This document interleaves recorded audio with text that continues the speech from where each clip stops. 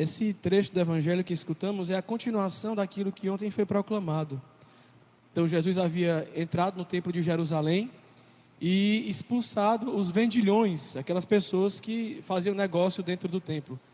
Estava bravo, os expulsou, desceu um chicote de cordas e dando chicotadas e gritando, expulsa esses homens que estavam transformando a casa de oração, a casa do seu pai, numa casa de comércio.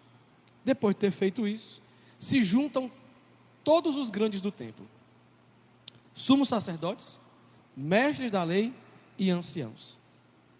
Se juntam todos eles e vão até Jesus, para saber com que autoridade, com ordem de quem, por que é que ele fazia aquelas coisas.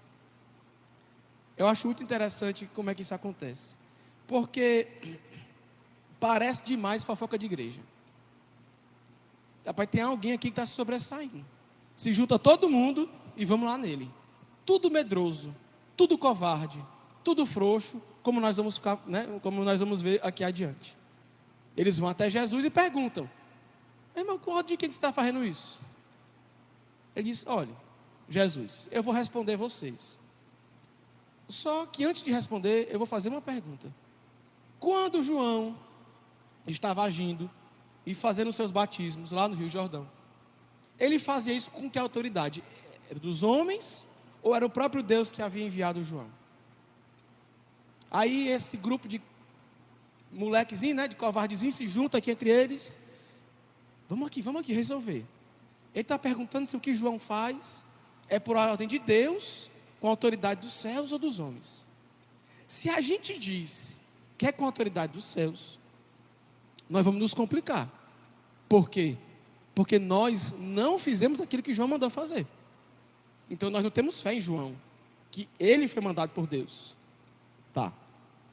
Se a gente disser que foi por ordem dos homens, a multidão que estava em Jerusalém naquele período ia ficar chateada com eles, porque o povo acreditava na palavra de João e tinha ele como um grande profeta.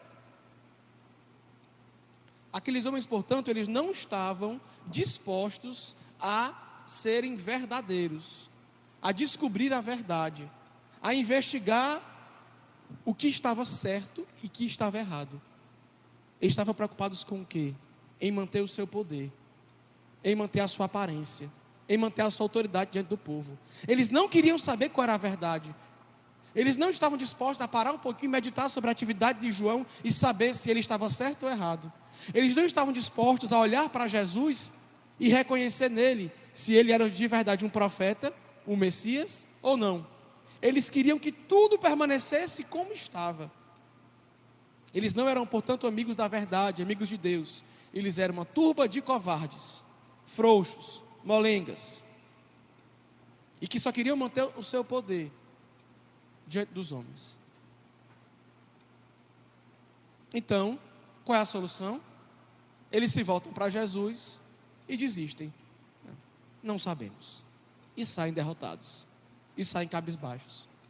Por quê? Porque eles se confrontaram com a sabedoria. Eles se encontraram com a verdade. Mas eles não estavam dispostos, como eu já disse e repito, a querer saber de fato o que era a verdade.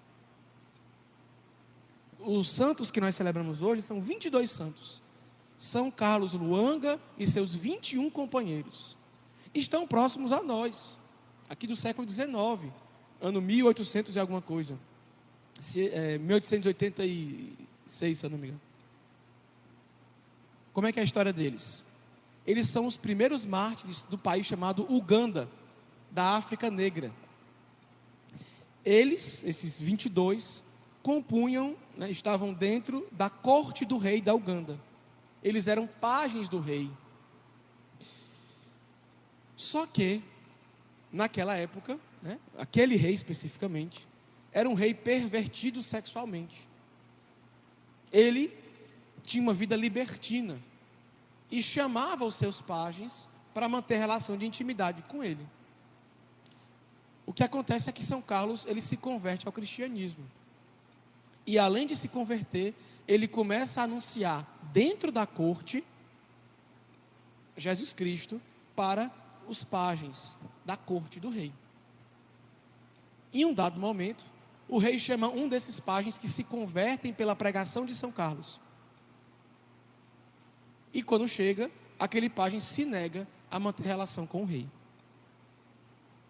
O rei, então, no mesmo momento, enfia nele uma espada, e ele passa aquela noite toda, amanhece o dia seguinte, ele sofrendo, até que o rei manda terminar de matar ele. E vai investigar o que estava acontecendo. Por que estavam se negando a ele? Ele era o rei. E descobre, então, que São Carlos era aquele que estava gerando aquele incômodo para ele. E manda que os membros da sua corte que fossem cristãos fossem para um lado, os outros para o outro. Então os outros 20, um já tinha morrido, os outros 20 vão para um lado, e o rei manda que matem todos eles. Todos jovens, entre 16 e 25 anos. Todos eles dão a sua vida por Jesus. Derramam o seu sangue por amor à cruz. O Papa Bento XVI escreveu uma encíclica chamada Spes Salvi. E ele diz assim nessa encíclica: se a meta é grande, vale a pena a canseira do caminho. Se eu tenho uma meta alta, se eu de fato, no caso aqui, se aqueles homens desejam o céu, qualquer canseira, qualquer cansaço, qualquer briga, qualquer dissabor, vale a pena. A canseira do caminho, a canseira da viagem. Se eu tenho uma meta sublime, nada é tão grande, nada é tão difícil, porque a minha meta é superior ao cansaço que eu vou ter ao caminhar. Vejam a diferença do comportamento de São Carlos e seus companheiros, do comportamento dos sumos sacerdotes, dos anciãos e dos mestres da lei do templo de Jerusalém. São Carlos, apesar de ser jovem, e todos os seus companheiros, eles foram capazes de derramar o seu sangue, de dar a sua vida pela cruz, pela verdade. Eles não estavam dispostos a negociar a sua fé. Nós cremos nisso aqui. Nós cremos que Jesus é o Senhor e que a moral cristã é a moral certa. E nós não iremos manter relação, nem que seja o rei, nem que custe a nossa vida, nem que nós tenhamos que derramar o nosso sangue. Nós não iremos nos desviar da verdadeira fé. Muitas vezes, meus irmãos, as pessoas querem de nós que nós negociemos a nossa fé, que nós negociemos as nossas convicções, por um emprego, por um cargo público, por uma amizade, para se manter, para se passar bem. E nós não podemos negociar a nossa fé a nenhum preço, porque se a nossa meta é o céu, e a nossa meta é o céu, nenhuma tentação, nenhum desvio, nenhum cansaço, nada pode nos tirar do bom caminho que vai nos conduzir ao céu. Nós temos hoje 2 exemplos de homens grandes e poderosos que foram fracos e covardes, e de jovens, empregados, pajens, cortesãos do rei, e que foram fortes, foram corajosos. A que grupo nós queremos pertencer, meus irmãos?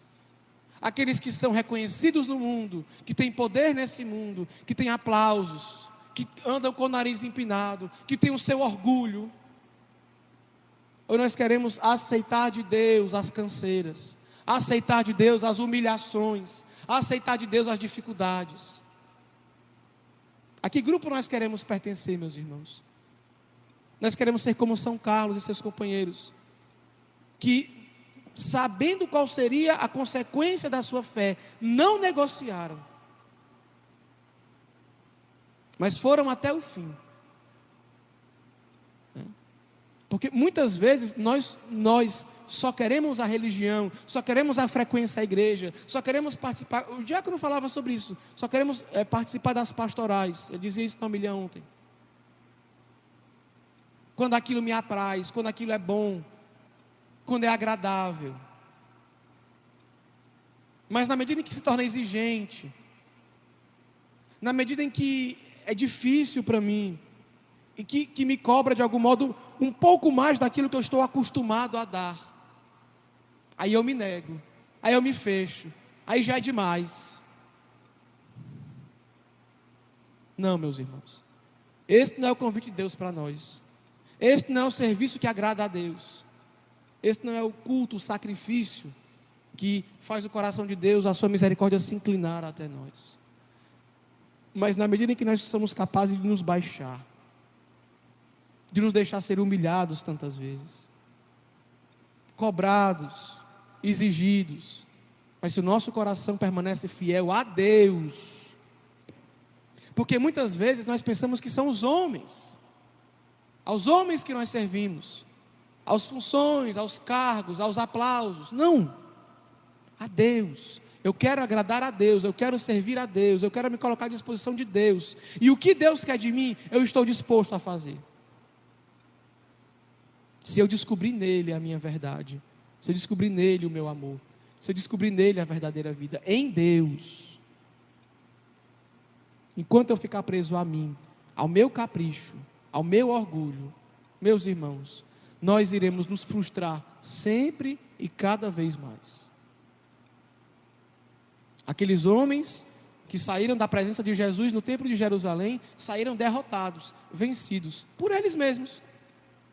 Porque se eles tivessem sido capazes de não negociar a verdade, mas dizer aquilo que de fato o coração deles entendia que era o verdadeiro, que era o certo, talvez eles perdessem o seu prestígio, o seu cargo, mas ganhariam o céu.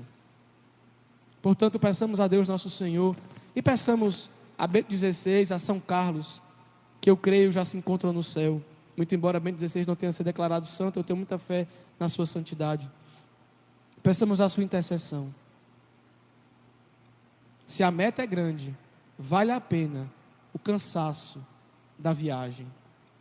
Se a meta é grande, a nossa meta é alta, meus irmãos, nos esforcemos, independente do que Deus pedir e precisar de nós, para sermos todo inteiro deles. São Carlos Luang e seus companheiros, rogai por nós.